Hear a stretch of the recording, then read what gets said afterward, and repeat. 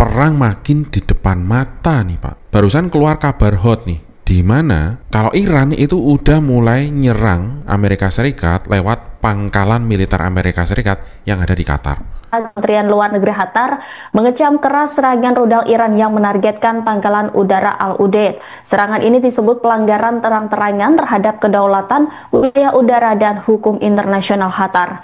Al-Ansari menilai serangan ini sebagai pelanggaran serius terhadap piagam Perserikatan Bangsa-Bangsa dan norma-norma internasional.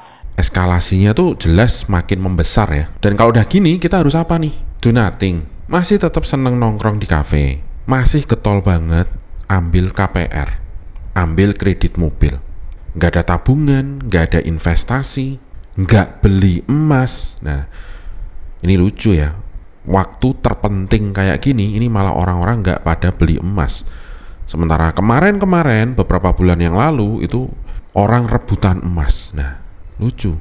Jadi nggak ada kata-kata lain ya, siapkan diri kalian. Karena nggak ada yang tahu itu masa depan. Nggak ada yang tahu apa tindakan Amerika Serikat berikutnya. Apalagi kabarnya ini Amerika Serikat di backup sama NATO ya. So ya, penyerangan Iran ke pangkalan militer miliknya Amerika Serikat di Qatar itu berarti ya sudah winter is coming. Kalau udah gini ya. Dan saya nggak tahu ya, kalian dukung yang mana ya, entah dukung Israel atau dukung Iran. Karena faktanya nggak semua orang di Indonesia itu membenci Israel ya. Tidak semua orang di Indonesia ya itu melaknat tindakan Amerika yang ngebom fasilitas nuklir miliknya Iran. Karena kalau melihat komentar yang ada di salah satu TikTok saya yang membahas tentang Israel, itu ternyata banyak banget ya yang membela Israel. Jadi seneng banget tuh kalau misalkan Palestina hancur, seneng banget tuh kalau Iran hancur, Amerika Serikat menang, Israel menang. Padahal daripada menjagokan siapa versus siapa, itu nggak penting Pak. Yang penting itu mikirin diri kita sendiri. Besok kamu makan apa? Boro-boro mikir besok makan apa ya. Besok berasmu yang biasa kamu beli itu kebeli nggak? Gimana kalau beras yang biasa kamu beli tiba-tiba jadi 30.000 per liternya? Gimana kalau minyak yang kamu biasa beli di pom bensin itu jadi 20.000 per liternya? Siap nggak sama inflasi yang bakal datang gara-gara perang? Siap nggak menghadapi barang-barang yang mahal dengan gajimu yang segitu-segitu aja? Naik enggak, dipecat malah iya. Tadinya saya pribadi itu udah nyiapin video ya, dan videonya ini udah diedit dan siap tayang. Yang isinya kalau Donald Trump itu kayaknya nggak mungkin deh ikut cawe-cawe soal perang Israel versus Iran ini. Apalagi ngebom kawasan nuklir miliknya Iran ya. Itu bener-bener nggak kepikiran tuh. Karena yang jelas itu udah pasti mengekskalasi perangnya jadi lebih luas. Alasan yang paling gampang ya karena Donald Trump itu punya saham ya, punya wealth, punya kekayaan di saham. Itu paling banyak itu bergerak di bidang teknologi.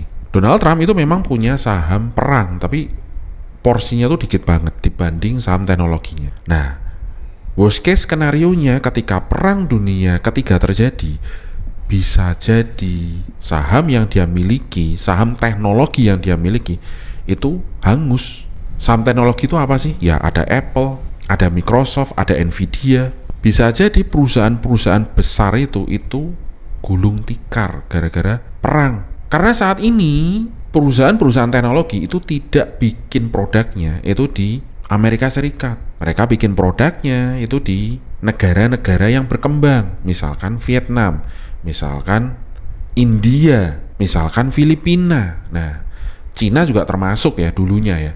Meskipun sudah ada beberapa perusahaan-perusahaan teknologi yang sudah switching ke India, ke Vietnam, jadi mengurangi porsinya di Cina. Tapi perusahaan-perusahaan Amerika Serikat di Cina masih ada. So ya ketika perang ini meluas, ya Amerika Serikat sangat dirugikan sebenarnya.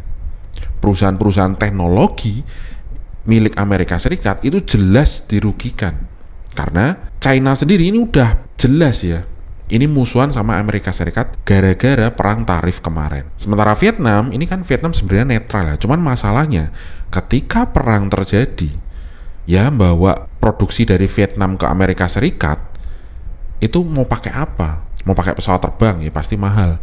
biasanya pakai kapal. Nah, cuman kalau pakai kapal terjadi perang ya bisa aja kapalnya ditembaki. Pakai pesawat terbang juga bisa aja dirudal, ya kan? Jadi itu timbul masalah baru di logistiknya. Jadi ketika perang ini meluas, udah jelas ya, Amerika Serikat, terutama perusahaan-perusahaan teknologi di sana, ini jelas rugi sekali. Dan salah satu ilmu investasi itu adalah mengenal orang. Nah, kita harus mengenal Donald Trump nih. Karena Donald Trump ini tipikalnya, ini orangnya nggak bisa dipercaya ya. Omongannya itu bullshit lah. Dia ngomong tempe, esok dele, nggak jelas nih orang. Jadi apakah setelah ngebom fasilitas nuklir milik Iran, itu Amerika Serikat bakalan berhenti? Belum tentu. Selama Israel ini masih kewalahan ya buat menghadapi serangan dari Iran, ya, Iron Dome-nya nggak kerja, nggak guna, karena ternyata teknologi rudal balistiknya milik Iran itu jauh lebih canggih daripada Iron Dome-nya Israel, ya. Udah pasti ya Amerika Serikat ini tetap akan terjun, tetap akan bantu Israel, dan ada kemungkinan nih akan nyerang situs-situs berikutnya milik Iran. Jadi nggak ada itu cerita situs nuklir Iran sudah dilumpuhkan dan si Donald Trump itu terus ngomong saatnya damai. Itu bullshit sekali ya. Itulah kenapa ya kita bisa membaca Iran ya. Iran itu dulunya itu negara Persia, dan negara Persia dalam sejarahnya itu pantang menyerah ya. Apalagi pejabat-pejabat penting di Iran ini sudah ditewaskan oleh Israel. So ya, ini perang udah di depan mata nih Pak. Buktinya tadi pagi ini barusan Iran nyerang pangkalan militer milik Amerika Serikat. Padahal Amerika Serikat udah ngomong dia akan di-backup sama NATO, dan NATO lewat Inggris ya. Ini udah ngomong kalau mereka akan backup Amerika Serikat. Jadinya ya udah pasti nggak cuman Iran versus seluruh negara NATO, ini nggak mungkin. Karena pada akhirnya ya Iran akan dibantu, entah secara langsung atau secara bayangan ya, menjadikan Iran sebagai negara proksi dengan senjata-senjata milik Rusia, dengan teknologi milik Cina. Karena kalau kalian merasa Cina nggak akan bantu, ya ini jangan salah ya. Cina itu import minyak ke Iran itu dalam jumlah besar ya. Bahkan mayoritas atau 80% minyak miliknya Cina yaitu dari Iran. Apakah sekarang Cina akan diem aja ketika Iran nanti dibantai seluruh negara, terus kemudian negara Iran ini diduduki sama Israel, diduduki sama Amerika Serikat, terus kemudian minyak milik Iran itu dimiliki oleh Amerika Serikat? Ya ini nggak mungkin banget ya Cina diem aja. Karena kalau itu yang terjadi, yaitu kayak Irak jilid 2 ya. Karena Cina itu akan kehilangan sumber minyaknya. Dan kalau misalkan harus beli minyak di Iran, ya udah tentu dia akan harus ngelewatin Amerika Serikat dulu, yang harganya itu udah di markup dulu. Jadi Cina itu harus bayar mahal sekali untuk memiliki minyak dari Iran. So ya ini nggak mungkin banget Cina diem aja. Yang udah pasti kelihatan ya Cina lebih baik barter ya. Barter apa? Ya bisa aja Cina itu jagain ekonominya Iran dengan membeli minyak milik Iran itu dalam jumlah besar dan harga murah. Sementara Cina itu bisa ngasih teknologi perangnya mereka. Jadi mungkin Cina nggak langsung kasih senjata ya, tapi bisa aja dia kasih teknologinya. Ya seperti chip, radar, sensor-sensor. Dengan tujuan apa? Ya dengan tujuan agar rudal miliknya Iran ini jadi lebih canggih. Sementara di satu sisi, Menteri Luar Negerinya Iran itu kan barusan main ke Rusia ya.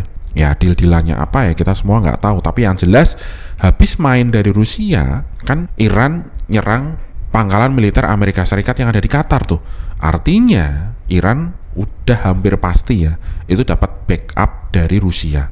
Dan bisa jadi yang tadinya Iran itu nggak ada niat bikin senjata nuklir, tapi kalau dikasih hulu ledak nuklirnya dari Rusia, ya ini combo yang menakutkan ya, dimana Iran bisa jadi nanti punya senjata dengan teknologi canggih miliknya Cina plus hulu ledak nuklir miliknya Rusia. Worst case skenario banget sih. So ya kembali lagi, pikir lagi deh buat mikirin diri sendiri. Apa sepenting itu sih membela Israel? Apa sepenting itu sih membela Iran? Lebih baik bela Indonesia nggak sih? Kita mikirin diri sendiri gitu. Negara kita tuh mau kayak apa? Besok kita mau beli beras pakai uang apa? Ketahanan pangan kita sih bagus ya kata Pak Prabowo. Dan memang bagus, karena beras yang kita makan untuk hari ini dan untuk 2 tahun ke depan itu kan disupport sama India. Makanya itu ya kita bisa swasembada beras. Tapi gimana kalau India ini diajak perang sama Amerika Serikat? Nah loh, kira-kira India tetap ekspor berasnya ke Indonesia, atau ketika perang ya India akan mikirin rakyatnya sendiri? Menurut kalian yang mana Pak? So ya kembali lagi, udah persiapan apa? Udah nabung berapa? Udah invest apa? Nah, karena kalau masih merasa perang itu masih jauh, ya bisa jadi kalian di kalangan menengah ke atas yang mungkin ketika perang terjadi kalian udah punya simpanan uang banyak, harta kalian banyak, jadi ya tenang-tenang aja. Sementara penduduk Indonesia itu 60% menurut World Bank ya, itu berada di jurang kemiskinan. Jadi ketika pas nanti perang itu terjadi, ya udah nggak berada di jurang kemiskinan lagi ya, tapi udah kepleset itu Pak, masuk ke dalam jurang. Ya. Untungnya Indonesia itu punya presiden yang bisa dibilang hebat ya. Untungnya Pak Prabowo, presiden kita, itu ternyata melihat masa depan Pak. Dengan adanya swasembada pangan, dengan adanya ketahanan energi, dengan meminta untuk kita bisa berdiri di kaki sendiri.